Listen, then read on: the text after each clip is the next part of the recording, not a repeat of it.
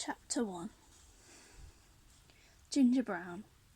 It sounds like a colour on a paint chart, not a name. It sounds like a joke, or a new shade of hair dye, or one of those treacly sort of cakes that nobody likes. What kind of parents would call their kids something like that? Well, mine, obviously. They didn't mean to ruin my life. They thought they were being quirky and cool and original, but actually they were working their way through the spice rack, taking inspiration from those little jars with funny names and even funnier ingredients. Seriously, if Dad hadn't been a curry fanatic, it might never have happened. They named my big sister Cassia, after a sort of aromatic tree bark you put in chicken korma. And me, well, they named me Ginger. If I didn't have hair the colour of grated carrots, I'd maybe be able to forgive them. But then again, maybe not. With a name like Ginger, I didn't stand a chance. I worked that out way back on the first day of primary school, when I told the teacher my name and saw her mouth twitch into a smirk. It was worse with the kids. They didn't just smirk, they laughed. The boys pulled my plaits and asked why my parents had named me after my hair colour, and the girls asked if I thought I was one of the Spice Girls. Fun, huh? I went home after the first day and told Mum and Dad I wanted a different name, like Kerry or Emma or Sophie, and they just laughed and told me not to be silly. It was good to be different, they said, and Ginger was a beautiful name, unique, striking, unforgettable. Well, it was that all right.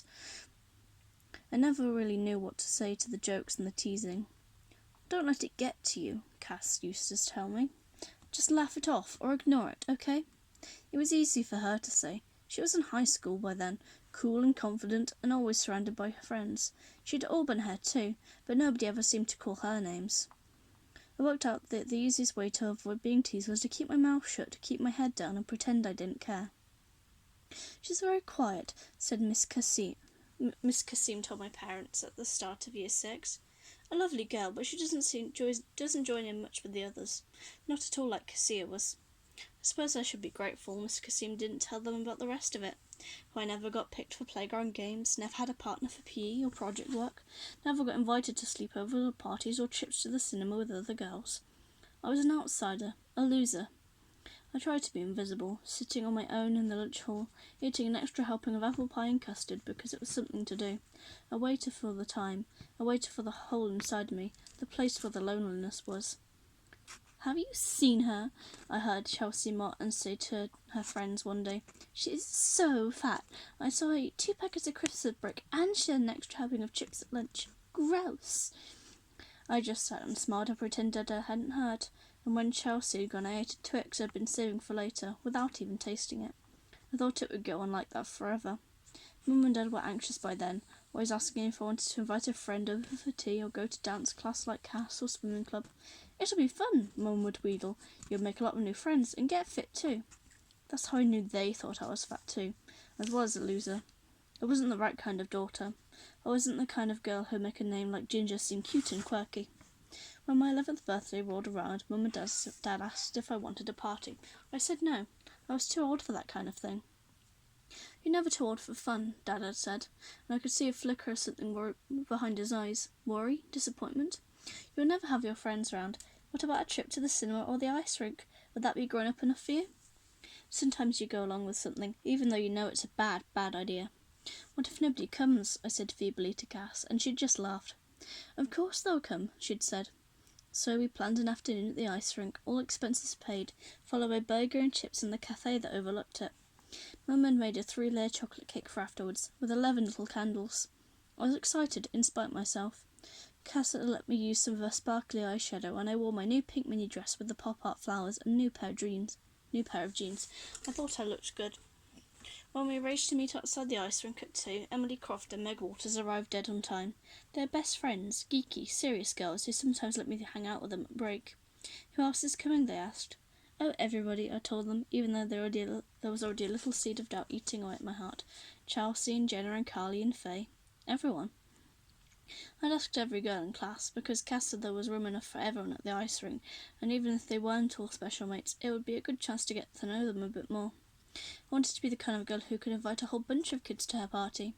I didn't want to let her down. I asked everyone, and most people said they'd be there. So where were they?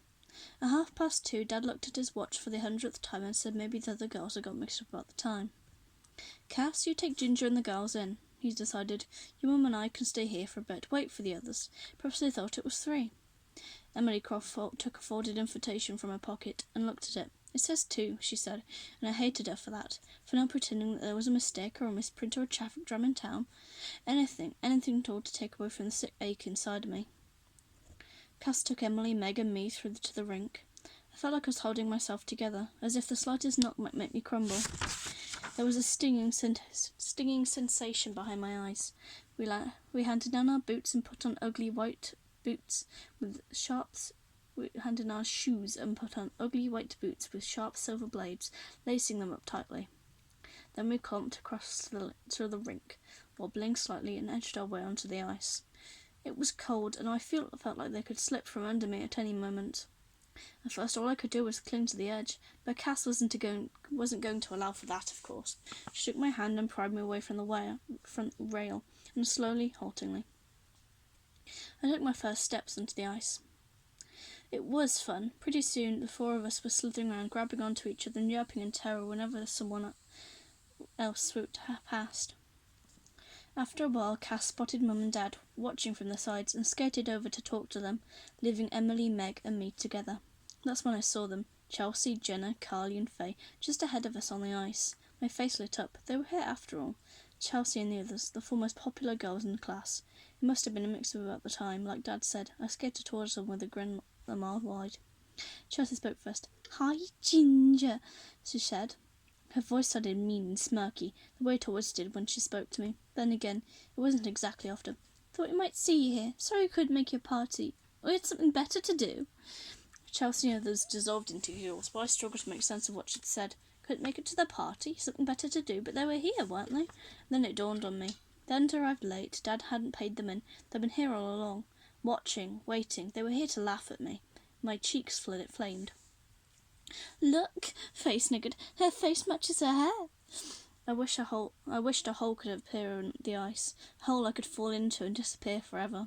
It didn't, of course. I was vaguely aware of Emma and Meg just behind me, and I knew that Mum, Dad and Cass were here somewhere else too. I tried to turn, to get away from Chelsea's cold eyes and Faye's twisted smile, but the blade slipped beneath me, and I fell down hard, with the sound of laughter in my ears. Emily crouched beside me. "Ignore them," she said kindly. "Come on, Ginger, don't let them win." By the time I crawled onto my hands and knees, Chelsea and others were skating away, looking back over their shoulders. "Honestly," I heard Chelsea say, "she looks just like a pig, a fat, ugly ginger pig." And when I think back, that's the bit I remember. The shame, the hurt, the freezing ice on my grazed palms and numbing my heart. I'll never forget it. Emily and Meg helped me to the edge of the rink, and I told Mum, Dad and Cass, and I hurt myself falling. We all clomped off the ice, handed in our boots, and went up to the cafe for burger and chips, and I couldn't eat a single bite of mine. Mum brought out the chocolate layer cake and lit the candles, and everyone sang happy birthday. My eyes slid away from the cake and down towards the rink below, where I could see Chelsea and Jenna and Carly and Faye skating round, laughing, tossing their hair, flirting with boys. I hated them, sure, but a part of me wanted to be like them too. I blew out the candles and made a wish.